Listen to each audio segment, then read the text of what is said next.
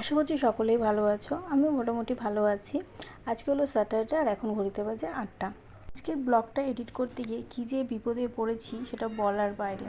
জানলা দরজা সমস্ত কিছু বন্ধ করে আমি ভয়েস দিচ্ছিলাম, কিন্তু আমার পাশের বাড়িতে আমার তার ছেলেকে পড়াচ্ছে, এত জোরে পড়াচ্ছে পুরো আমার উপরের ঘর অবধি সাউন্ড চলে আসছে। তার মানে কতটা গলা চিন্তা করতে পারো।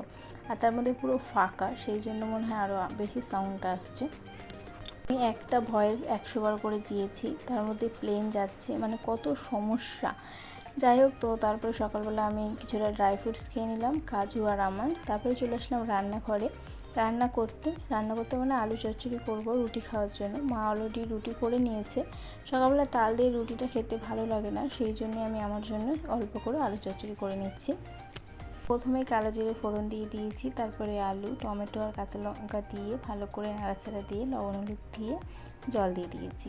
তো আজকে তোমাদের সাথে আমি আমার বাড়ির কিছু ঘরের সামনে কিছু গাছ আছে সেগুলো শেয়ার করব। এই যে মানি প্ল্যান্ট গাছটা দেখতে পাচ্ছ কতটা বড় হয়ে গেছে।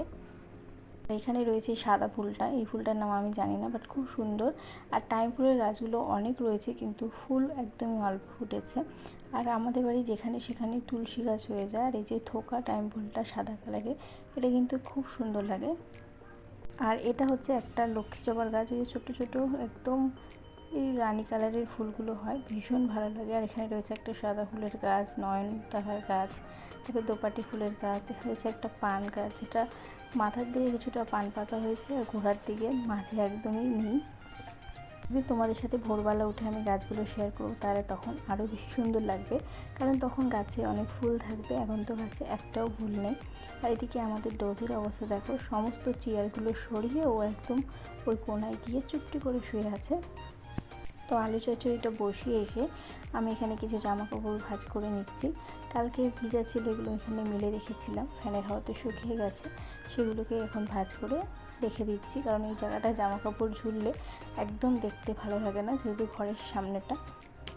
কারণেই জামা কাপড়গুলোকে গুছিয়ে ভাঁজ করে চেয়ারে রেখে দেবো, পরে জায়গায় রেখে দেবো। তো এদিকে আমার আলু চচ্চড়িও মোটামুটি হয়েই গেছে। আর একটুখানি হয়ে গেলে তারপরে হচ্ছে ব্রেকফাস্টটা করে নেব। অনেকটা বেলা হয়ে গেল, প্রায় ওই 10:30 মতো বাজে।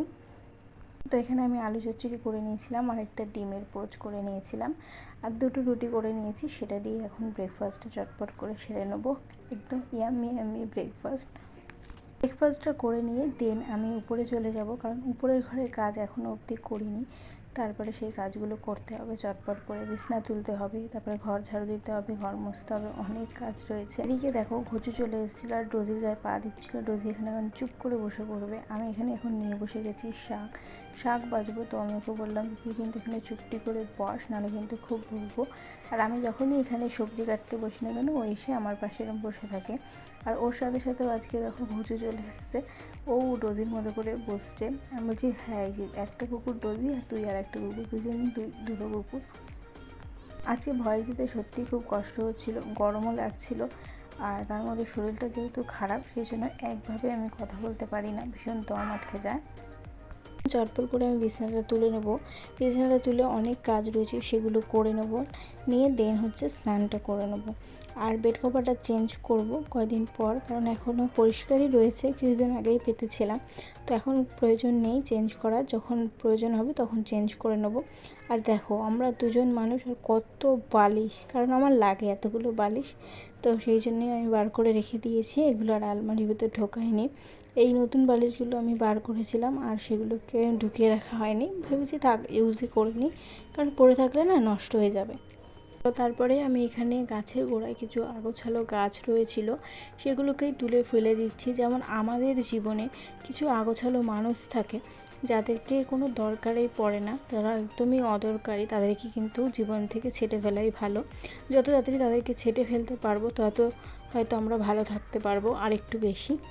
এই গাছের গোড়ার মধ্যে একটা গাঁদা ফুলের গাছও হয়েছে, একটা তুলসী গাছও হয়েছে। এই যে বললাম যে তুলসী গাছ যেখানে সেখানেই হয়ে যায়, জানি না কেন, হয়তো বীজের কারণে, বীজ ছড়ায় হয়তো সেই জন্য। তো এখানে এখন আমি এই কম্পিউটারের টেবিলটা পরিষ্কার করে নিচ্ছি। প্রতিদিনই পরিষ্কার করি, বাট তাও ধুলো পড়ে। আর আজকের বাইরের ওয়েদারটা দেখো, একদম মেঘলা মেঘলা ওয়েদার।